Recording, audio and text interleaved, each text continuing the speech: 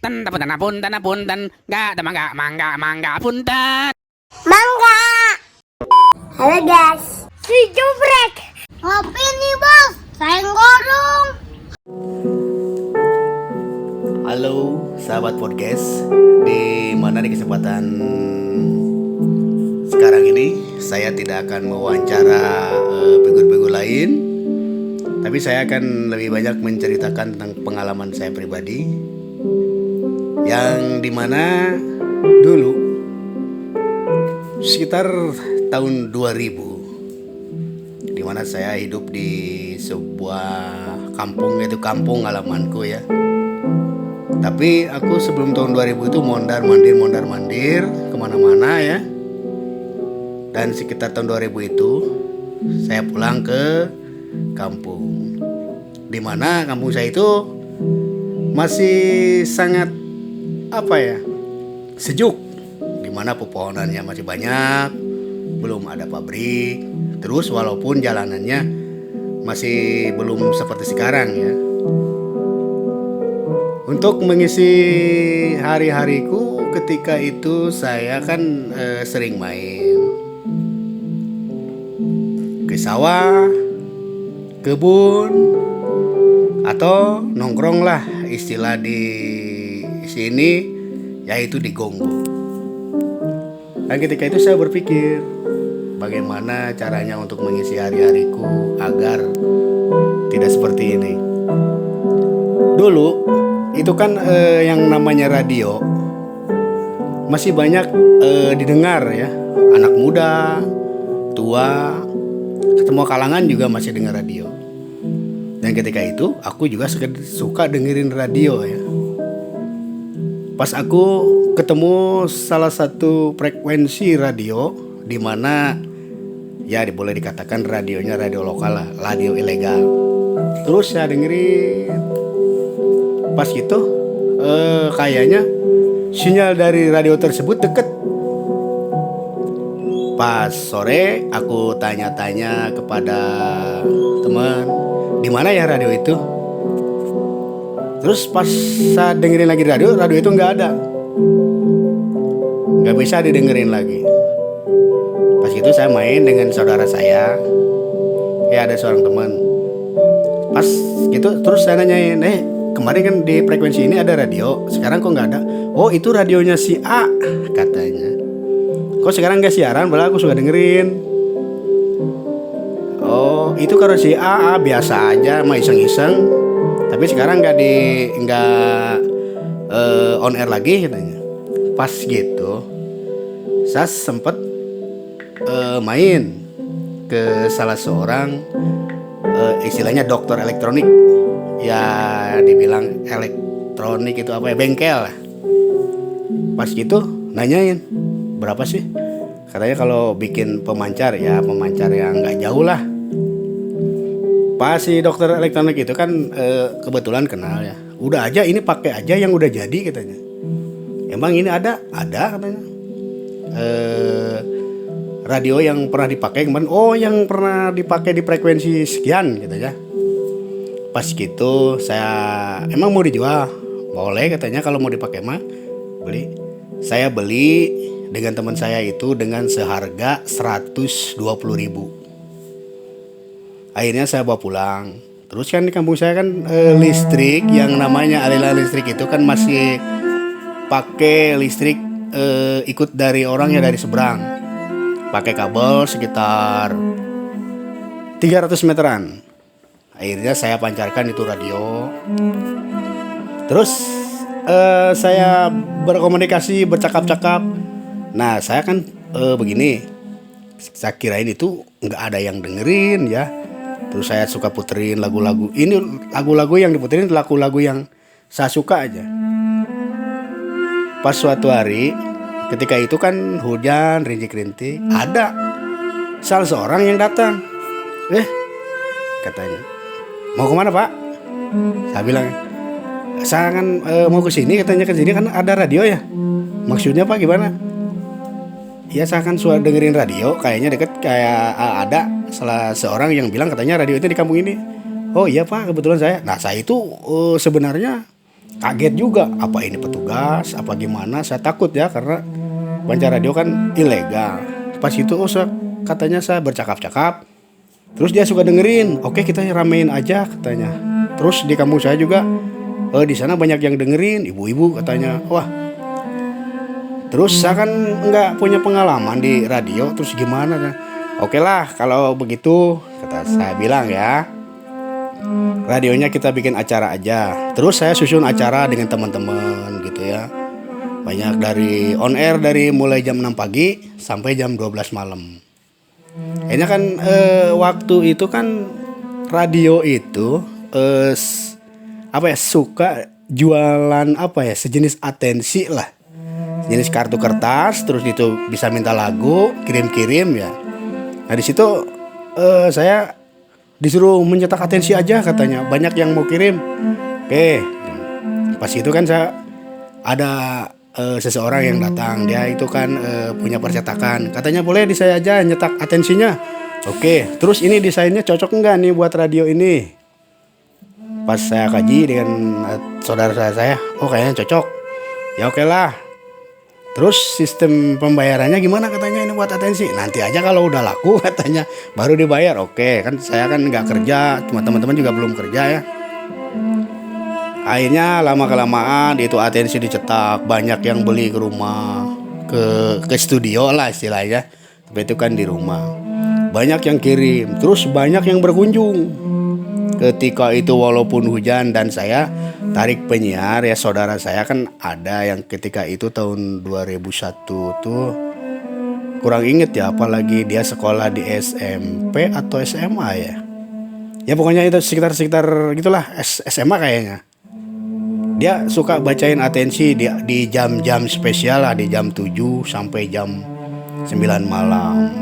Terus kan ada yang operator di situ. Akhirnya banyak fans yang datang. Dan itu saya tidak sangka-sangka ya. Dari sana sini pada datang.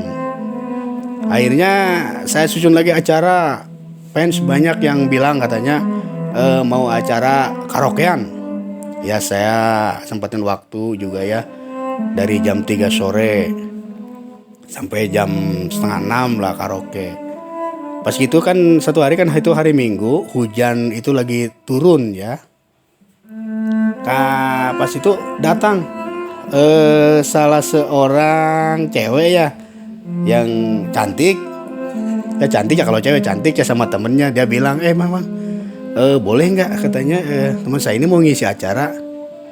Terus saya bingung. Kalau untuk ngisi acara boleh aja, tapi kan ini radio tidak berpenghasilan, tidak apa, saya tidak bisa menjamin untuk ya istilahnya ngasih gaji lah. Enggak katanya, ini mah rela. Sambil tapi dia mau sambil promosi yang namanya produk. Oh boleh. Terus konsep acaranya gimana? Ya kayaknya lagu-lagu anak muda lah, pop kayak gitu. Oke, mau di jam berapa? Pas itu kan acara karaoke-nya digeser saya ya, dari jam 2 siang. Terus dari jam setengah 5-nya acara si gadis itu. Kayaknya dia membawakan acara lagu-lagu pop ya. Kalau masa-masa itu lagu-lagunya yang lagi tren. Seperti kan lagu Dan dari Sheila, terus Jamrud juga di situ ada album Ningratnya, Bumerang. Nah, dan alhamdulillah ya waktu itu yang namanya fans anak mudanya pada tertarik, pada datang. Setiap hari Minggu itu yang namanya fans mau karaoke ya saya sediain dari pagi, dari jam 8 saya sampai jam 4. Siapa saja yang mau datang mau berkaraoke silahkan. Itu untuk hari Minggu. Dan suatu hari lagi katanya ini bapak-bapak datang. Ini kan radio kan banyak didengar katanya di kampung-kampung di sekitar sini ya, jangkauannya juga sekitar 20 kilometeran lah. Katanya bapak-bapak, ini dong ada acara buat bapak-bapaknya dong. Di situ saya berpikir apa ya? Bapak-bapak kan senengnya jaipongan sama wayang golek. Akhirnya saya di konsep ini jaipongan aja dengan konsep nama acaranya kalau dulu Wajai ya, Wanda Jaipongan. Dan akhirnya di situ banyak yang mengirim atensi dengan pantun koncaknya, dengan segala macam canda gurau di situ ada. Akhirnya semakin ramai aja itu radio ya, walaupun dengan pas-pasan itu radio modalnya ya. Terus ketika itu juga ada lagi yang datang ke saya ya, bang katanya, dia bilang, boleh nggak saya mau ngisi acara gimana ya, ini radionya saya udah bilang lagi seperti yang tadi, kayaknya radionya nggak berpenghasilan sama sekali, jadi kalau ngisi acara relawan gitu boleh aja. Gak gini, saya mau bikin acara sandiwara aja katanya. Boleh, saya kasih waktu dari jam 9 ya sampai 1,5 jam. Ketika itu dia adalah seorang tenaga pengajar juga ya. Akhirnya dia bikin sandiwara. Mun dia sambil mempromosikan ketika itu pupuk ya. Dia itu berusaha punya ya istilahnya apa ya, toko pupuk. Dan itu berjalan lama juga ya. Nah ketika rame-ramenya yang namanya penyiar yang jadi idola itu ya, di acara Adinda kalau nggak salah dulu ya, atensi dari Anda dan untuk Anda, penyiar saudara saya itu kan lulus ya SMA, dan dia memutuskan untuk yang namanya kuliah di luar kota.